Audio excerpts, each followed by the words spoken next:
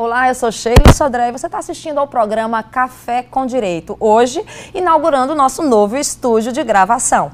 Falar de coisa nova, né? Programa, né? Com estúdio com a cara nova, nós também estamos trazendo temas inovadores. Questões novas, decisões que estão mexendo aí com a população. O judiciário ganhando mais espaço de qualquer outro poder. E para falar sobre essas novas decisões, eu trouxe um advogado que está assim bem já antenado em relação a esses conhecimentos. E o meu convidado é Vandilo Brito. Seja muito bem-vindo, doutor Vandilo, ao programa Café com Direito. Doutora Sheila, eu gostaria de agradecer o convite, né? Um convite, eu me sinto lisonjeado, porque sei da credibilidade do seu programa e sei que não só contempla a comunidade jurídica, mas, sobretudo, a população de um modo geral. Então, eu me sinto lisonjeado e agradeço o convite. Olha, a gente aqui agradece a sua participação, até porque a gente vai discutir alguns temas que têm tomado a mídia, né? E muitas vezes fica ainda uma sensação de insegurança ou de falta de conhecimento da coisa mais técnica possível, né? E aí eu te pergunto, por que recentemente o nosso judiciário, o nosso terceiro poder, né, poder judiciário, ele está tomando tanto destaque, né? Ele está atingindo tanta a população com decisões que vão na questão de prisões, algumas decisões que eram para ser tomadas pelo próprio legislativo. Por que esse brilho tanto ao judiciário? Doutora Sheila, é verdade, o judiciário ele tem sido provocado, né, nos últimos anos, e nessas últimas 2 semanas, sobretudo, temos, através do judiciário, decisões que toda a população, né, está acompanhando durante alguns julgamentos aí, tanto na esfera estadual como na esfera federal, né? Me coloco, relaciono a esfera estadual com decisões que recentemente o nosso estado tomou em relação ao Uber, e o Supremo Tribunal Federal também prolatou algumas decisões em relação tanto a ações declaratórias de constitucionalidade, em relação à prisão antes do trânsito em julgado, e também outras leis que foram submetidas ao crivo do Supremo Tribunal Federal. Então, a gente não pode falar de todas essas decisões sem antes entender por que o judiciário está sendo provocado para dirimir esses conflitos. Pois é, porque na época do impeachment, você viu o judiciário com um poder muito forte, que ele ficava até dividir o poder judicial e a questão política. Já hoje não, são decisões, como você falou bem, que as pessoas estão de olho na tela, até acompanhando a jurisprudência, o taxista acompanhando a jurisprudência, todo mundo aprendendo o julgamento para poder ter até assunto e saber que vai interferir no dia a dia. É verdade, é verdade. Isso se deve a um fenômeno muito interessante que chama-se a judicialização, a proatividade do Poder Judiciário, né, que coloca, muitas vezes, através de lacunas que deveriam ser resolvidas por outros poderes, né, a exemplo do Legislativo e do próprio Executivo, que não regulamentam a determinada lei, como exemplo, e aí essas questões vão parar no Poder Judiciário. E aí chega e vai ter que ser resolvida. E o fenômeno, esse fenômeno, ele é tido como um ativismo judicial. O que vem ser um ativismo judicial? O ativismo judicial é a proatividade do judiciário em interferir nas questões políticas de outros poderes, certo? Então, esse termo, ele surgiu nos Estados Unidos, porque a Corte norte-americana, né, quando ela criou o controle de constitucionalidade das leis federais, entre os anos de 1953 a 1969, surgiu, tá certo, direitos novos, provocados e discutidos naquela Corte norte-americana. Isso se espalhou. Agora é interessante também colocar que nós temos nossa grade judicial. Qual o direito que prevalece no sistema judicial brasileiro? É o direito que tem como a principal fonte o Código, a Constituição e, sobretudo, as decisões são pautadas, em sua maioria, na interpretação desses códigos, são positivadas através das constituições e dos códigos das legislações infraconstitucionais, certo? Enquanto lá nos Estados Unidos, o plano judicial que eles se utilizam é outro, completamente diferente. São baseados mais nos costumes e jurisprudências, né? Então, salutar dizer que o nosso plano judiciário, ele se baseia no civil law, que é justamente o direito civil. E lá nos Estados Unidos, na corte norte-americana, eles se utilizam do common law, que é o direito comum, é um direito comum a todos, baseados em decisões da jurisprudência. Por quê? Isso vem do direito anglo-saxão.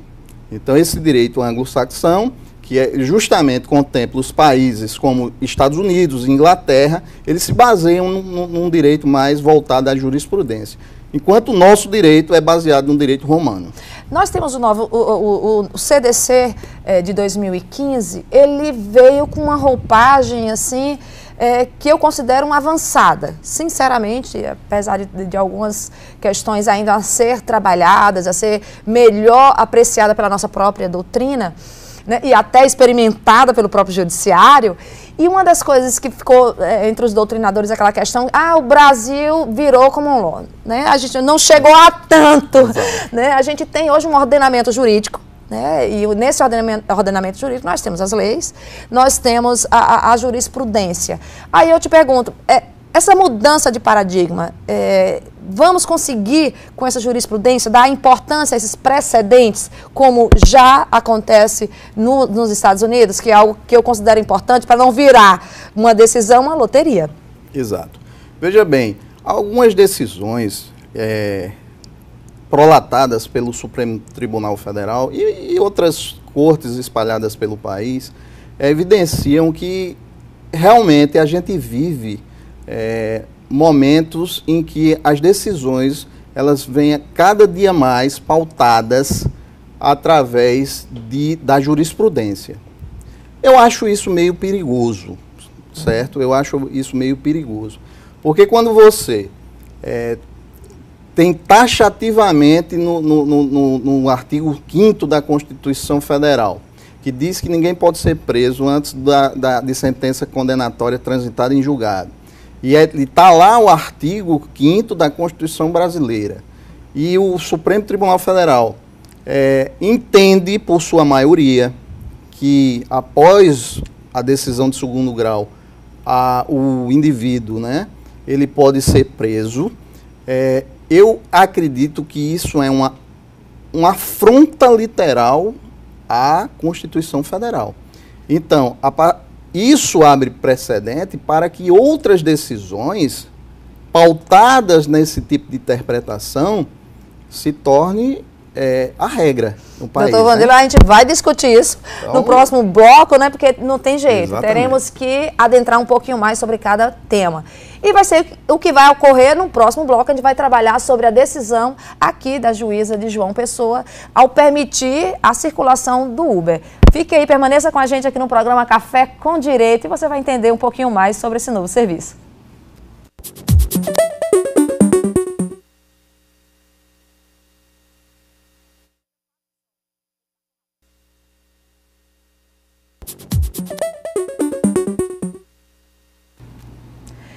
Estamos de volta com o programa Café com Direito. Hoje, com o entrevistado, o doutor Vandilo Brito, que é sócio do escritório Brito Armani Lima Advogados. Ele que é graduado e pós-graduado em Direito do Processo Civil e atua especialmente na área civil, trabalhista e empresarial. Vamos lá, voltar agora para algo polêmico, né, que está aí, que é o novo serviço Uber. O que é novo causa polêmica e muitas vezes teria que ser regularizado. né? Tivemos aí em João Pessoa esse serviço, que ele está entre algumas capitais já desenvolvendo, e que foi proibido a sua utilização. Né? Nós temos o órgão que fiscaliza, né, que está multando quem utiliza o serviço. Quem utiliza não, quem presta esse serviço. E aí houve uma decisão judicial e vamos entender essa parte técnica. E é o doutor Vanilo que vai nos explicar. Primeiro, uma das primeiras questões, essa ação, ela que foi movida por apenas ela vincula quem? Quem está vinculado a essa decisão? Veja bem, doutora Sheila, essa ação ela foi ajuizada pelo Sindicato dos Taxistas da Paraíba, certo? No pedido, eles instruíram a ação com vários textos normativos, onde eles colocam alguns pontos na ação, dizendo que o caráter de táxi, ele é privativo do taxista. E eles colocam que o Uber, ele cria uma concorrência desleal, né? E nesse pedido dessa ação civil pública, eles pediram em caráter liminar para que fosse proibida a implementação do Uber aqui em João Pessoa, que ocorreu agora dia 21 de setembro. Na distribuição da ação, por sorteio, caiu para a 8ª Vara Civil da capital. E a juíza, analisando essa tutela antecipada, para seus telespectadores, é bom esclarecer que a tutela antecipada é um pedido em caráter liminar que o autor ele provoca o juízo para que seja analisado, obedecendo a alguns critérios, alguns requisitos, antes de julgar o mérito da ação. E a juíza entendeu que, por questão de que os taxistas, eles operam um serviço público, porque é uma permissão pública, enquanto o Uber é um transporte privado, né? Ela entendeu que os requisitos dentro daquela tutela antecipada não estavam favoráveis ao pedido do sindicato. Por isso, ela não suspendeu e o processo ele vai continuar o trâmite normal.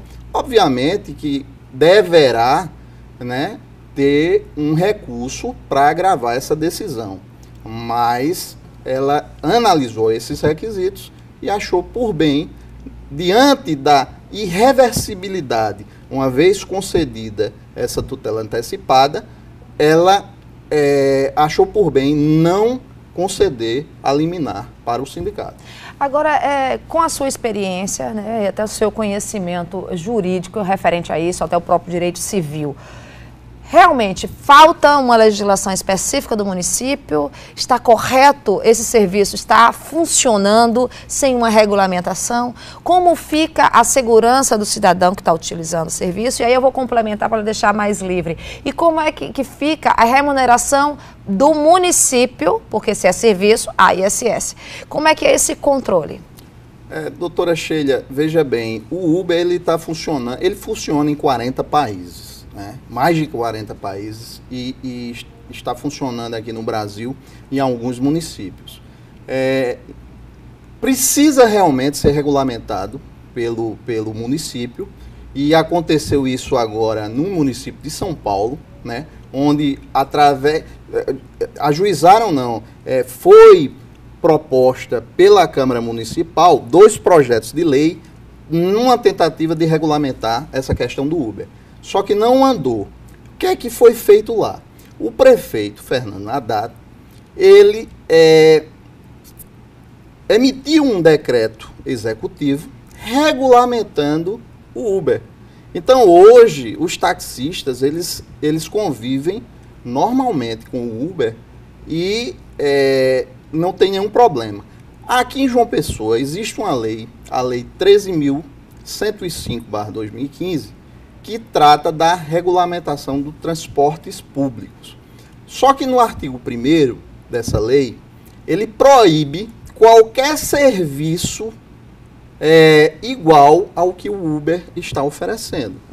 Tá certo? Entendo. Então, eles, inclusive, instruíram a ação, dizendo que já existe essa legislação municipal proibindo o funcionamento de serviços tipo o que o Uber está oferecendo. Só que a juíza entendeu que são legislações diferentes. Enquanto o táxi, ele é uma concessão, ele é uma permissão pública, o Uber ele está ligado ao Código Civil. Ao Código Civil. E aí está esse entreveram entre o Uber e os taxistas, mas de fato, falta uma legislação municipal, né, que regulamente isso. Ou melhor dizendo, uma legislação federal, porque o Uber ele está em todo o país, né? Está entrando em todo o país. Então, assim, é um serviço, falando especificamente sobre aí a questão até um pouquinho puxando para o lado do consumidor, né? E essa questão dessa segurança, tá, do consumidor. Por um acaso, eles prometem o tempo, o prazo, você tem a questão da qualidade do serviço, da pontualidade, qualquer problema que você tiver nessa prestação de serviço, a quem acionar? Eu tenho essa segurança como consumidora em relação a isso? Como é que fica essa relação de consumo? Olha, veja bem, qualquer conflito nessa relação do passageiro com o Uber vai ser especificamente tratado através do direito civil. Foi o que a juíza estabeleceu na decisão dela, certo? Agora, e aonde fica o direito de escolha do consumidor? Se você proíbe, né, essa implementação do Uber aqui em João Pessoa, diante do caráter social, diante do caráter... ela, inclusive na decisão dela, ela diz que há uma concorrência realmente do Uber com os taxistas. Só que foi resolvido em São Paulo, através de um decreto municipal, onde, inclusive, a associação e os sindicatos dos taxistas disseram que essa concorrência foi boa. Foi boa por quê? Porque eles começaram a implementar serviços que antes eles não ofereciam. É a questão do mercado. O mercado não pode fazer reserva de mercado, no caso que está acontecendo. E assim, nós vivemos uma mudança constante, né? Eternamente mudando, novo chegando, e é um serviço novo, né? E que aí a gente tem que estar preparado. E aí, quando eu digo a gente como consumidor, e o próprio Estado como ente que tem que legislar em relação a isso, a dar essa segurança, a facilitar e até permitir serviços de melhor qualidade. Porque a promessa não é só preço.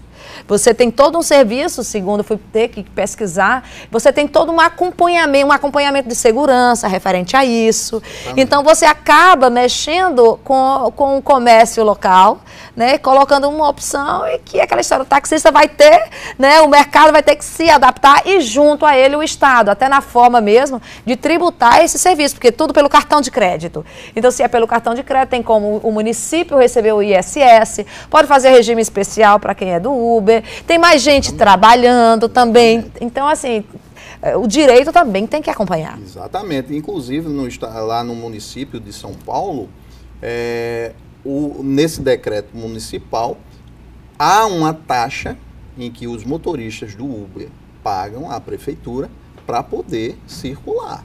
Então, é uma forma do poder público controlar, né? Mas também não proibir, porque as taxas são mais baratas, embora depois do decreto municipal, lá em São Paulo, houve um aumento dessas taxas, devido a essa contraprestação para o poder público, mas mesmo assim ainda é mais barato do que os táxis. Agora, eu acho que essa concorrência ela tem que ser uma concorrência boa, uma concorrência onde deliberadamente o consumidor é quem se aproveite dessa concorrência, né? Exatamente. Então, e aí, aquela história, quem já está na situação, como são os taxistas, vão ter que se adaptar a muita coisa, porque a mudança vai ocorrer e a gente tem que se adaptar e tirar o melhor.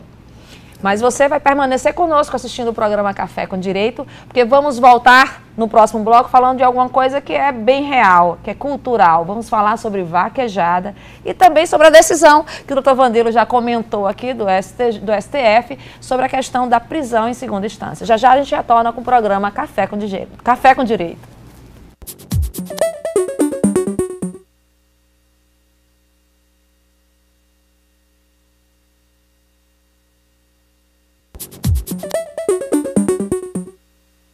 Voltamos com o programa Café com Direito. Essa semana falando de assuntos de extrema importância para você, porque envolve o seu dia a dia. E falando nesses assuntos, tenho que trazer alguém interessante, tive que trazer alguém interessante, e aqui quem está nos dando essa honra é o Dr. Vandilo Brito. Querido, agora vamos puxar para a realidade do nosso estado? Vamos lá, vamos lá. Imagine aí, essa questão dessa última decisão do STF. O que muda para aquelas pessoas que já estão respondendo o processo na área criminal? Veja bem, doutora Sheila, houve uma decisão, né, do STF vinculando todas as decisões que porventura forem prolatadas, de que é possível, a partir de uma decisão de segundo grau, certo?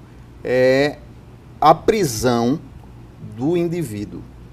Que lá na Constituição Federal, no seu artigo 5º, inciso 62, diz que ninguém pode ser preso antes do trânsito em julgado da sentença condenatória. Então, na última decisão, através de uma ação de declaratória de constitucionalidade promovida pelo Procurador-Geral da República, foi decidido que a pessoa pode sim ser preso a partir de uma decisão de segundo grau. Isso é temeroso, doutora. Eu vou dizer por quê. Porque a minha opinião pessoal é que deveria ser mudado através de uma PEC. Quer mudar a Constituição, muda através de uma emenda constitucional. E aí você começa a flexibilizar demais as normas, e aí eu entendo que a insegurança jurídica, ela permeia essas decisões, entendeu? Então, agora tem que ser cumprido, né? Pois é, e quais vão ser as consequências na prática? Vamos pensar assim, quando começa a valer, vai retroagir, vai ter efeito, como é que vai ser o efeito dela? Olha, ela tem uma repercussão geral. Eu acredito que não vai retroagir. Então, é a partir da decisão para frente que vai valer.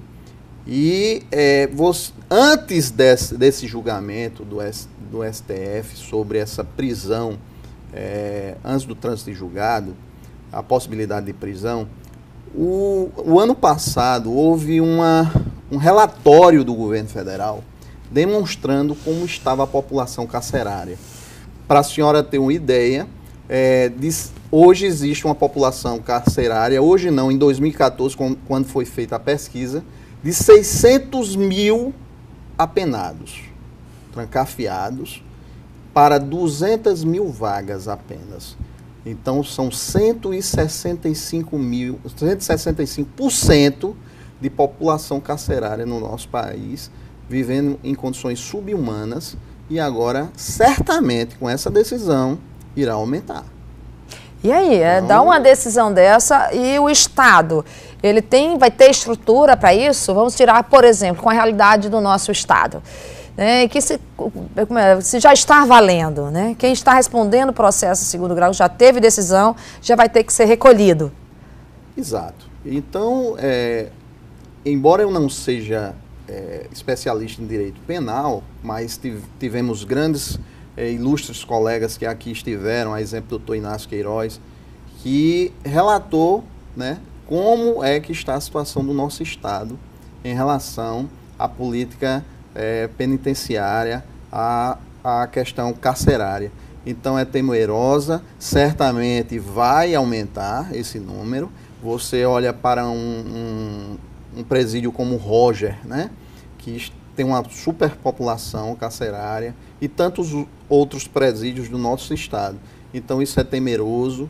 Eu na minha opinião, não foi uma decisão acertada, não foi, certo? Flexibilizaram demais a norma e a gente vai ter um aumento substancial da população carcerária com esses presos provisórios ou não. Porque imaginemos, ser, né? Imaginemos que você teve uma condenação no primeiro grau, aí você interpôs um recurso para o TJ. Isso ainda em liberdade. E ainda em liberdade. Aí você interpôs um recurso para o TJ e o TJ confirmou essa condenação.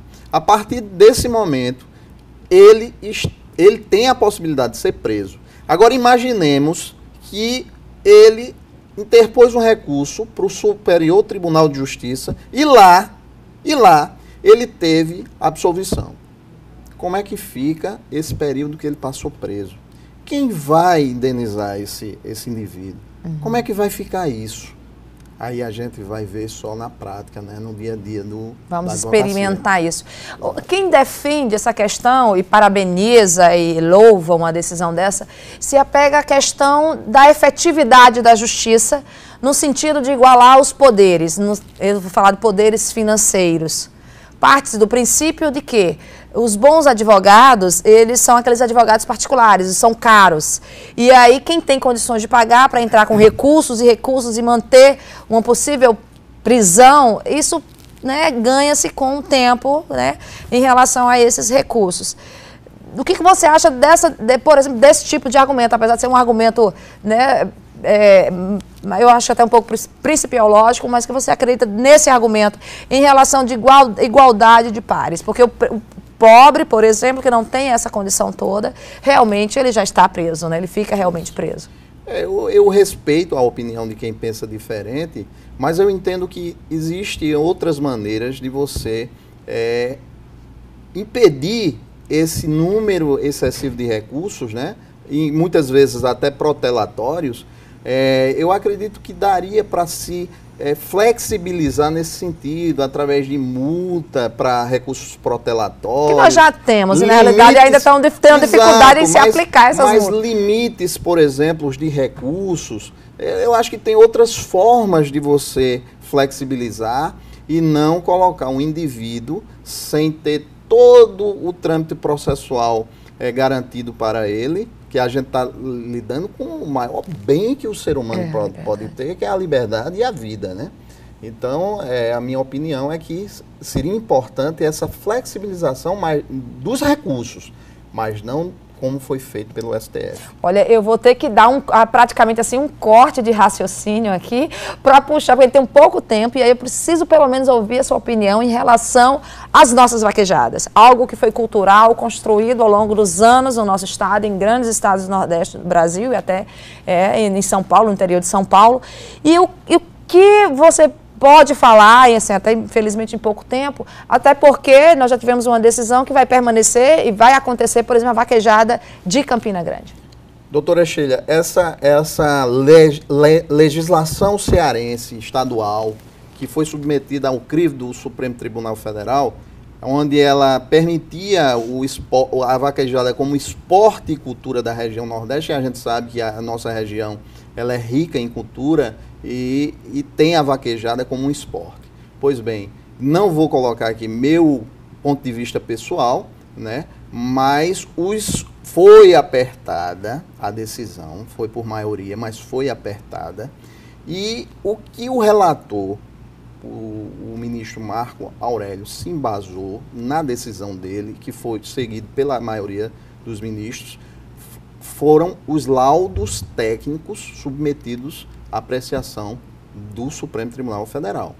E naqueles laudos existem relatos de os rabos arrancados, patas de bois fraturadas, com alguns vasos sanguíneos rompidos.